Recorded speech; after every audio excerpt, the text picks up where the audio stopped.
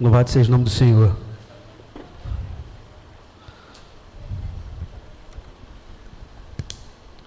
Eu nunca bebo água não, mas eu me empolguei ali no louvor e eu não, como não tenho essa afinação toda, deu engasgada ali, faltou, horrível, né? A gente é desafinado, né? Eu vou confessar um negócio, hoje de manhã a gente foi dar uma volta ali no Forte Copacabana, eu e as crianças. Aí a gente estacionou numa garagem que era um subsolo, né? E estava bem deserto, assim a gente subindo a escada, né? A rampa, né? Aí eu comecei a cantar alto, né? A Fernanda, a Rafaela e a Duda correram, só porque eu resolvi cantar alto. Aí ninguém queria me conhecer, eu não conheço. Assim, correram em 100 metros, fiquei sozinho. Realmente, eu admiro os músicos, mas o senhor, isso aí, acho que na glória, viu? A Jane que arrebenta lá na nossa célula cantando, lá na glória eu vou poder tirar essa onda e vou cantar bem, não vai faltar nada. Eu vou pegar uma guitarra e vou chamar o Elton. Vou falar, Elton, assiste aqui agora, você vai ver o que é uma guitarra tocando. Amém, vai acontecer. Amém. Vamos orar, pedir a Deus para que Ele possa estar nos conduzindo nesse momento. Seu Deus e Pai, fala no seu coração nessa noite, Pai, que Tua palavra possa encontrar em nosso coração um solo fértil, Pai. Que Tu possa estar falando, Senhor, trazer entendimento à Tua palavra, Senhor, e que ela possa gerar frutos, Senhor, em nossas vidas, Pai. É o que eu te peço em nome de Jesus, Pai. Amém. Irmãos, esses dias eu tenho pensado sobre a necessidade que a igreja tem de se reinventar, entender o contexto em que ela está inserida hoje na nossa sociedade, olhar para a sua história, perceber que tipo de mudanças estão acontecendo, para que a gente possa não estar desatualizado e que a gente também não perca a nossa capacidade de se comunicar. Fomos chamados para isso, para comunicar o Evangelho, para levar a palavra de salvação a todos os que precisam. E se a gente perde a capacidade de se comunicar, e se a gente perde a capacidade de ser entendido, a gente começa também a perder a missão, o entendimento da missão para a qual fomos chamados, que é anunciar o Evangelho. E nesses dias, tenho pensado e refletido muito sobre que dificuldades a gente tem tido para comunicar o Evangelho. O que tem passado com a igreja evangélica por ter essa dificuldade de se comunicar e levar o Evangelho com clareza. E lendo, eu lembrei de uma passagem bíblica e do período em que é registrado na Bíblia, e um grupo de pessoas também na Bíblia, que eu acho que vai nos ajudar a entender o que a gente está vivendo, e vai nos ajudar a refletir o que precisa ser mudado para que a gente possa comunicar com clareza o Evangelho. Existia no tempo de Jesus um grupo de religiosos chamados fariseus. Com certeza você já viu alguma pregação e já leu sobre os fariseus. Para que a gente possa lembrar quem eram os fariseus daquela época, no período interbíblico, período entre o Antigo Testamento e o Novo Testamento, tem até um EBD sobre isso, se você nunca ouviu, vou fazer uma propaganda aqui, corre lá no canal do YouTube da igreja, tem uma aula sobre o período interbíblico. E esse período interbíblico, entre Malaquias e depois os primeiros registros de João Batista, surge ainda no Império de Alexandre o Grande um grupo de judeus que vão resistir à perseguição que existia sobre o povo judeu.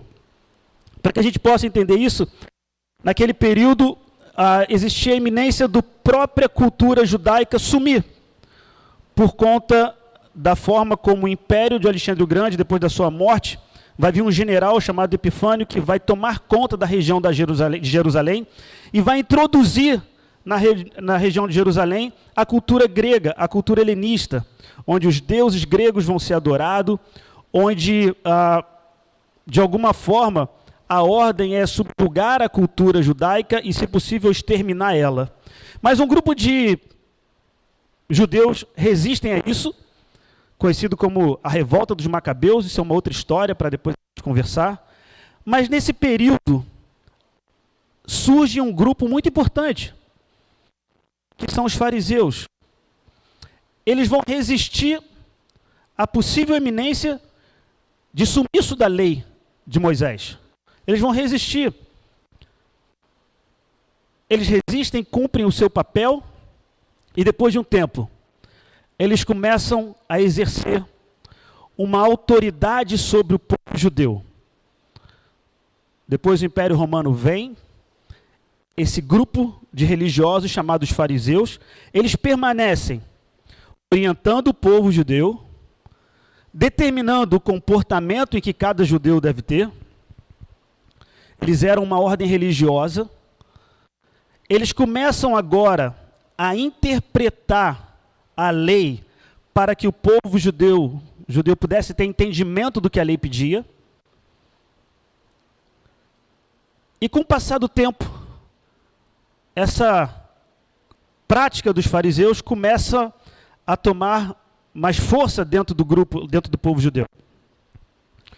Eles tinham algumas características. Só eles dominavam e interpretavam a lei de Moisés. Eram especialistas na lei. Ganharam o direito de poder interpretar, porque lá atrás, junto com outros grupos, tiveram sucesso em manter a lei de Moisés viva no meio do povo judeu. Eles determinavam quem era salvo e quem era condenado. Eles julgavam os comportamentos, definiam sentença, acusavam, afastavam os pecadores dos santos. Se alguém estava em pecado, era necessário se afastar. E tinha uma característica: amavam o poder dos governantes. De alguma forma, o que foi importante lá atrás começou a se contaminar de tal forma que essa boa prática dos fariseus foi se deturpando. E esses fariseus agora tinham essas características. Amavam o poder do Senado romano. Amavam o poder governante da sua província, também pré-definido pelo Império Romano. Gostava de sentar à mesa com as autoridades. Apontavam comportamentos, mandava matar, apedrejar. Esse era o comportamento dos fariseus. Controlar comportamentos, acusar e determinar quem fica e quem sai. A prostituta tem que sair. O que foi pego em adultério tem que ser posto para fora. E assim era o comportamento dos fariseus nessa época. E quando a gente olha para esse tipo de comportamento, e eu chamo de esse espírito farisaico, o espírito farisaico é um estilo de vida que vem perseguindo a liderança da igreja ao longo da sua história. A liderança, desde o início da igreja reformada, desde lá atrás, no início da igreja primitiva, esse espírito farisaico vem acompanhando líderes religiosos, agora no meio evangélico. Essas características que eu falei aqui dos fariseus, eu não sei qual o seu entendimento, mas eu paro, penso, e parece que eu não estou muito longe daquela época, quando eu olho para as nossas lideranças ditas evangélicas, homens ditos religiosos, e quando eu tento fazer um paralelo entre a vida dos discípulos, a simplicidade daqueles homens ensinados pelo Senhor, que é o nosso referencial, andaram com o mestre, devemos ser imitadores de Cristo, e Paulo ainda ousadamente fala, pode me imitar, porque eu imito a Cristo. E eu olho para o comportamento da igreja e falo, está sobre nós o desejo de imitar Cristo e imitar Paulo, ou a gente olha para o comportamento hoje da liderança dita evangélica que está aí e ela tem mais cara dos líderes farisaicos, dos líderes fariseus, ou ela tem mais cara dos discípulos do apóstolo Paulo e do Senhor Jesus Cristo? Esses dias tenho parado para pensar e falo, como a gente ficou distante dos líderes da igreja primitiva? E de novo, mais uma vez, o espírito e a atmosfera dos fariseus segue como um fantasma a liderança da igreja evangélica. A liderança da igreja evangélica, ao longo da sua história, sem perceber, como uma grande mensagem subliminar e como um grande ato de subconsciente, ela quer determinar os bons comportamentos, ela quer julgar as boas práticas dos seus membros, ela quer definir quem sai e quem fica, ela quer dizer quem pode ceiar e quem não pode ceiar. Ao longo da história, ela quer dizer e quer definir quem pode se batizar e quem não pode se batizar. Aí vem a grande pergunta: estamos mais próximos de Pedro, João, do próprio mestre, ou o espírito dos fariseus ainda nos persegue nos dias de hoje? O espírito dos fariseus ainda persegue a igreja nos dias de hoje. A igreja dita evangélica, que não é a noiva, que não é a igreja do Senhor, é apenas um desdobramento da mensagem da cruz. Quando eu falo igreja evangélica, temos a igreja católica, temos a igreja presbiteriana, temos a igreja metodista. Todas elas, junto conosco, buscam uma teologia verdadeira.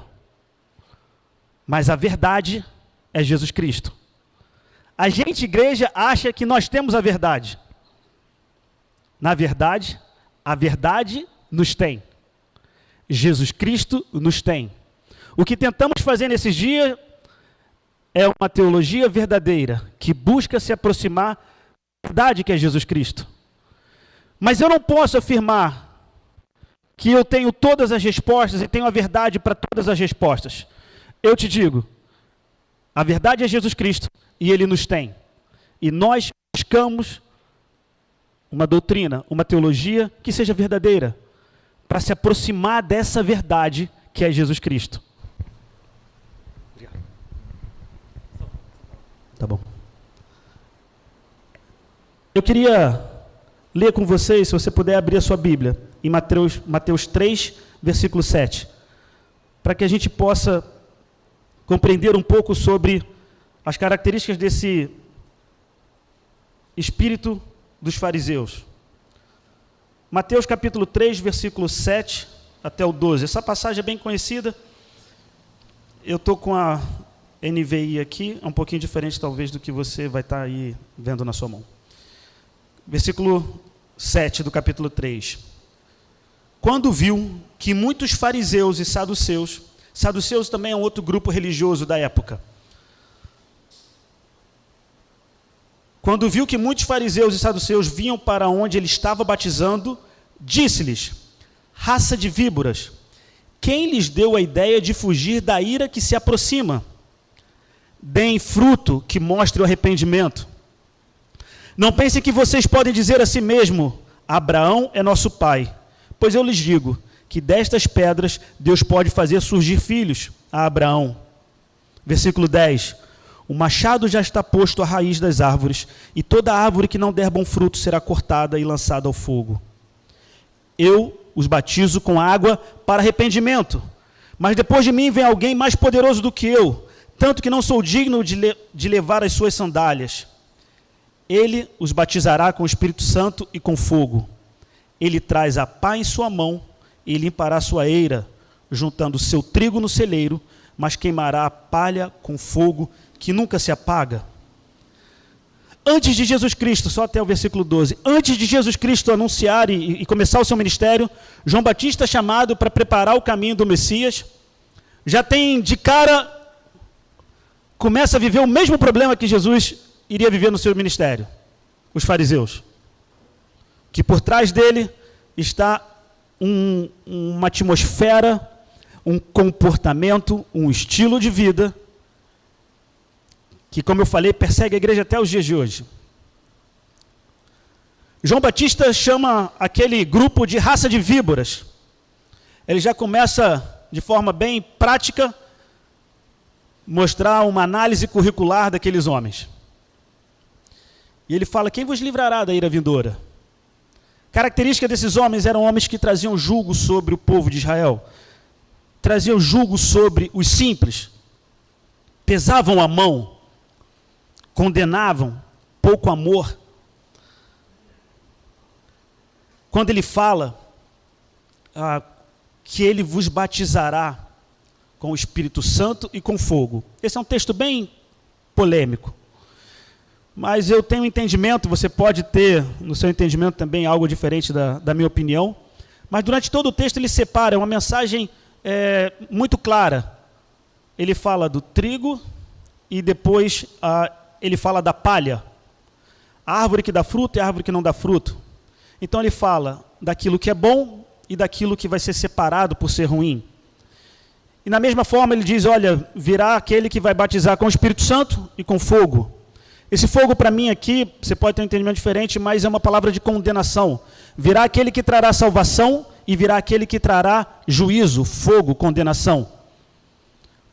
Muitos acham que isso aqui pode ser apenas um Espírito Santo e depois mais poder do Espírito Santo. Mas olhando para o texto, e você pode fazer uma análise mais detalhada, ele vem separando, assim como tem palha e trigo, árvore boa e árvore ruim, ele fala Espírito Santo e fogo. Então ele já está trazendo uma mensagem de condenação para esse espírito farisaico que estava sobre aquele grupo. E dizendo, sim, um ponto de atenção para a vida de vocês. Vocês foram chamados e vocês se apresentam como religiosos, que deveriam estar cuidando do povo. E de novo, a gente faz um paralelo para os dias de hoje.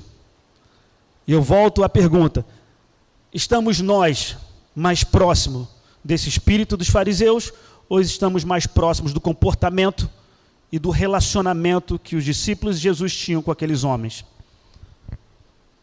É uma reflexão para a gente. E eu entendo que a igreja do Senhor, ela é soberana, ela é a noiva, aquela que em breve ele vai voltar para buscar. E temos aqui a igreja evangélica, tentando fazer uma teologia verdadeira, assim como outras estão tentando buscar a verdade que é Jesus Cristo. Isso é um fato. É dessa forma que eu entendo. Tanto que o céu vai ser uma grande surpresa. Nós, nos nossos conceitos e juízos e julgamentos, esperamos encontrar algumas pessoas no céu. E talvez esperamos não encontrar outras pessoas no céu. Só que esse é o nosso hábito e a nossa herança desse espírito farisaico, onde eu quero julgar e eu quero determinar quem vai e quem não vai. Eu quero definir os comportamentos do meu irmão. Eu não aceito que a Lana tenha um comportamento que está tendo, porque eu não concordo. Quando quem muda o homem, quando quem transforma o pecador é o Espírito Santo. E se eu não perceber que eu continuo contaminado por esse espírito dos fariseus, cada dia que passa, a igreja perde a capacidade de se comunicar. Jesus Cristo foi chamado para emitir opinião no momento em que apresentavam alguma situação para ele, ou quando chamavam para ele discursar sobre alguma coisa, e aí sim ele chamava, ele trazia a sua mensagem, e ali você conhecia o entendimento e a mensagem de Cristo. A igreja evangélica, nesses dias, tem agido de uma forma insensível, grosseira, deselegante, com aquilo que está acontecendo lá fora. Porque ainda está acorrentada por esse espírito dos fariseus. Perdemos a capacidade de amar. Nesse momento, o pastor Paulo Sérgio falou aqui, lá no Afeganistão, na iminência de um banho de sangue que está para acontecer. Vocês viram nas reportagens e alguns missionários no campo têm reportado isso. o Talibã está tomando de novo o Afeganistão, estão nas ruas comemorando. Os missionários estão tendo que correr para os aeroportos, porque está na iminência de um grande banho de sangue. E a gente conhece. Nosso missionário, quando esteve aqui, ele contou que quando essas coisas acontecem, eles se reúnem e não tem muito o que fazer. É esperar a morte. Porque quando aqueles homens decidiram ir para o campo, eles já passaram da morte para a vida. Quando decidiram ir para o campo, muitos nem tinham esperança de voltar, mas foram cumprir o chamado. Essa é a igreja do Senhor. Não é essa que está evangélica, postando nas mídias sociais, se é Lula ou se é Bolsonaro. Aí são os fariseus que estão atrás dos púlpitos. A igreja do Senhor está chorando porque um banho de sangue está para acontecer. Essa hora, eles devem estar nas salinhas, cantando, louvando. Quem conseguiu correr, correu. Quem conseguiu pegar os aeroportos abertos, estradas para correr, estão tentando. Aqueles que não conseguiram, nessa hora, estão se juntando, esperando a entrada na Nova Jerusalém. Essa é a igreja que tem o DNA dos discípulos, enquanto a igreja evangélica, acorrentada no espírito dos fariseus, está postando sobre política, defendendo se é Lula ou se é Bolsonaro, passando vergonha. O espírito dos fariseus, acorrentando a igreja evangélica. Mas eu louvo a Deus, porque lá na cruz do Calvário, Ele disse que nós já somos mais do que vencedores.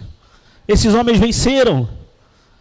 Esses homens vão ser recebidos por um coral de anjos. Vão estar à mesa com o mestre daqui a pouco. Na Santa e na Nova Jerusalém, na vida eterna. Enquanto o espírito dos fariseus paira sobre a igreja evangélica. Os fariseus queriam sentar lá no Senado romano, a igreja evangélica, que é uma bancada em Brasília. A igreja evangélica quer eleger deputado crente, quer eleger, como se alguém precisasse defender o Senhor Jesus, como se alguém precisasse defender o evangelho. E sabe por que eu falo isso, meu irmão? Porque cada dia que passa, eu sofro, porque tem sido difícil comunicar o evangelho. Porque eu não consigo mais interpretar o que eu creio e o que eu vivo para as pessoas, porque os rótulos nos impedem. Certa vez, um líder religioso, evangélico, quando questionado sobre o homossexualismo, ele falou: eu amo homossexual, como eu amo um bandido, como eu amo um morador de rua. O Senhor não me ensinou a amar a todos. Eu falei: meu Deus, que grosseria, que coisa deselegante, comparar alguém que é um homossexual, um gay, com um assassino, com um bandido. Nem isso a gente tem a sensibilidade em amar, em respeitar, em entender o momento e a vida de cada um. Eu torço para que ninguém peça opinião para essas pessoas, para que a gente não seja envergonhado. Porque o meu papel é amar essas pessoas. O meu papel é mostrar que existe um evangelho libertador, um evangelho de amor. E é interessante que esse espírito dos fariseus, que persegue a igreja e acorrenta a igreja até os dias de hoje, ele sufocou famílias durante anos, famílias evangélicas. Levantou homens grosseiros, machistas dentro dos seus lares, sufocando sim as mulheres. O espírito dos fariseus, por uma interpretação de que A mulher deve ser submissa ao homem, não importa o que ela sente, não importa o que ela pensa, não importa se ela tem prazer, não importa o que ela está sentindo agora. Seja submissa ao seu marido. Existe, eu li esses dias, e sobre a batuta da tal da Eva, que é a responsabilidade por tudo que a gente vive até hoje. E homens grosseiros, deselegantes, insensíveis, não perceberam que suas mulheres estavam sofrendo dentro de casa, debaixo sobre o argumento da distorção do Evangelho. O Evangelho nos ensinou a cuidar, a amar. E eu falo para aqueles que estão se casando, tem uma geração de novos casados aí. Amem suas mulheres, mas não dessa forma machista, sobre uma batuta de uma interpretação equivocada. Sim, elas serão submissas, pode ter certeza, não se preocupe. Mas amem as suas esposas, sejam cúmplices dela, motivem ela. Eu já falei isso várias vezes aqui. Eu louvo a Deus porque eu brincava com a Fernanda que eu estudava sobre teologia, eu gosto de teologia, e ela, para não ficar atrás, entrou no seminário, e falamos de teologia junto. E aí eu louvo a Deus e falei assim, eu queria tanto ver ela conhecendo psicologia, porque ela nasceu para cuidar de pessoas. Às vezes até me irrita que ela gasta mais tempo se preocupando com o problema dos outros que o de casa. A gente até... Mas ela não consegue. E eu falei, vai fazer psicologia. E eu louvo a Deus porque eu consegui perceber que era de ser mais sensível. Porque esse espírito dos fariseus, ele é subconsciente. Quando você menos percebe, você está sendo acorrentado por ele de novo. Insensível, deselegante, grosseiro, sob o argumento de uma distorção da palavra. Quando, na verdade, a essência do amor está sendo perdida e saindo por meio dos nossos dedos.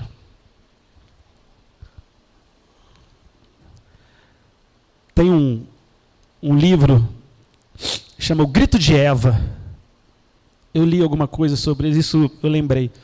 Mulheres que sofreram sobre esse argumento, dessa posição machista e insensível, que esse espírito dos fariseus proporcionou durante tanto tempo no dito meio evangélico. Assim como os filhos, assim como tanto descaso e tanta insensibilidade gerado por conta do espírito dos fariseus, que paira como um fantasma dentro da igreja evangélica.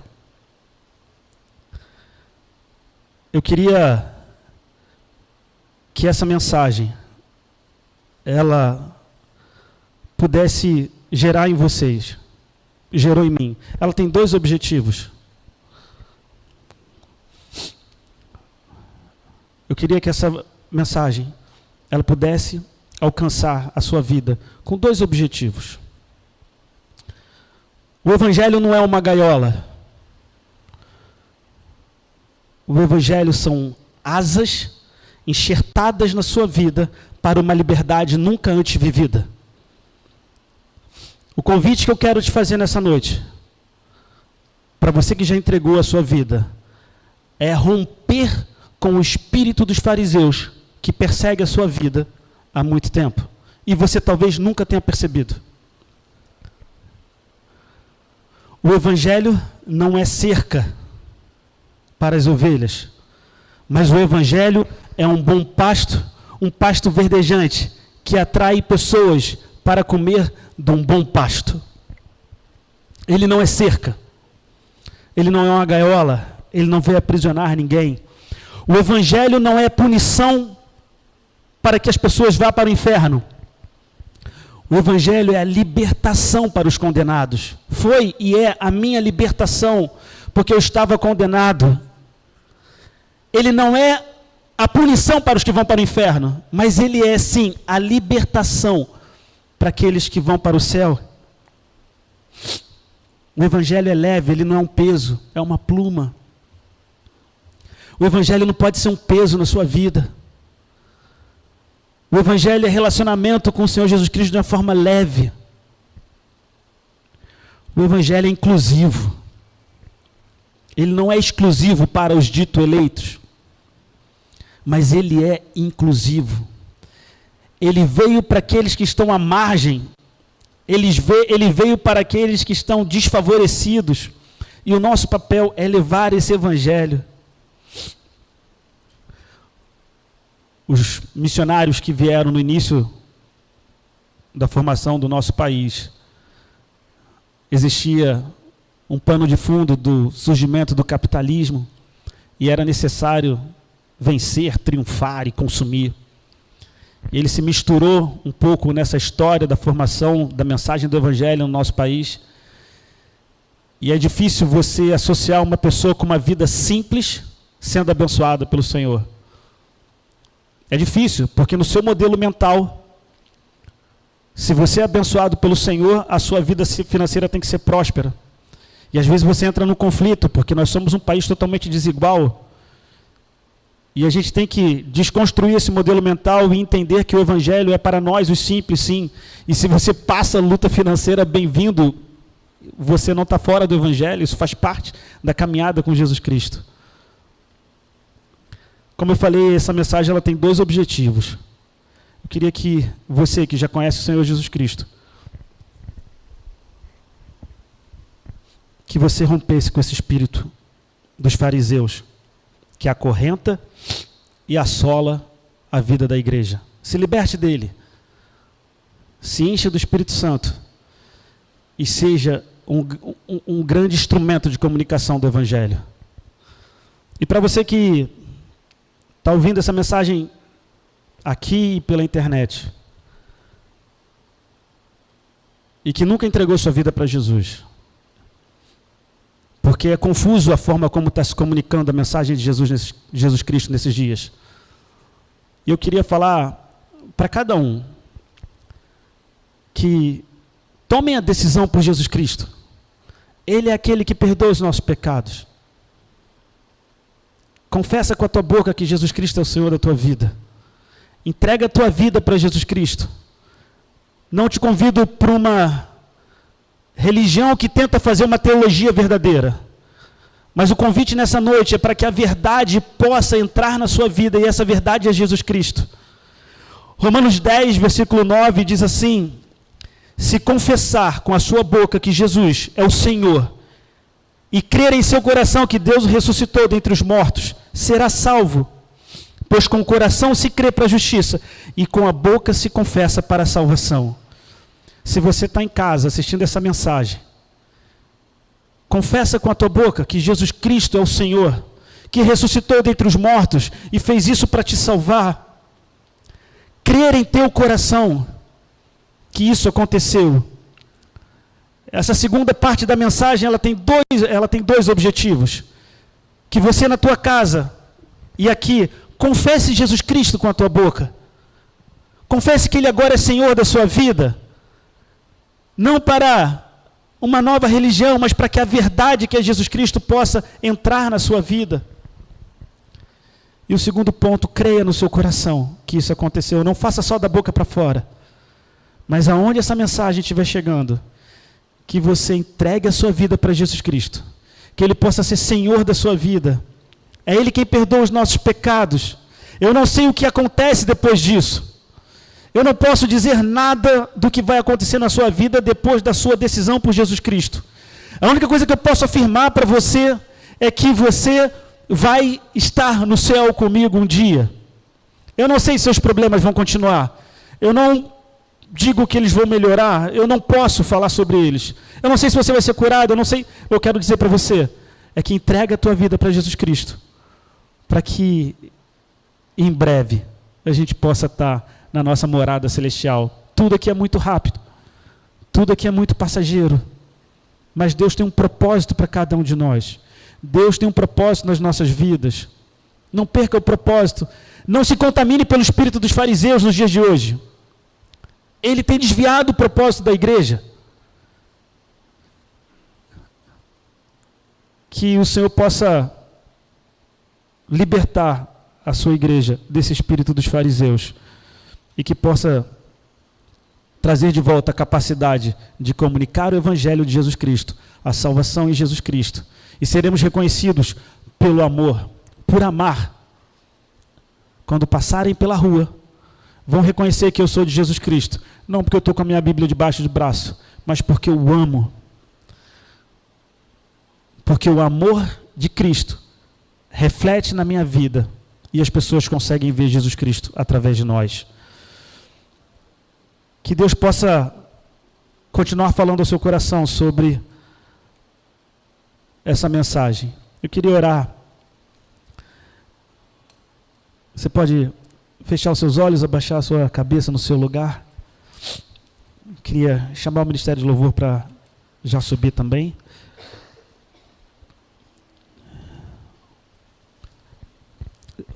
Que Deus possa, você de cabeça baixa, de olhos fechados, que Deus possa estar falando ao seu coração.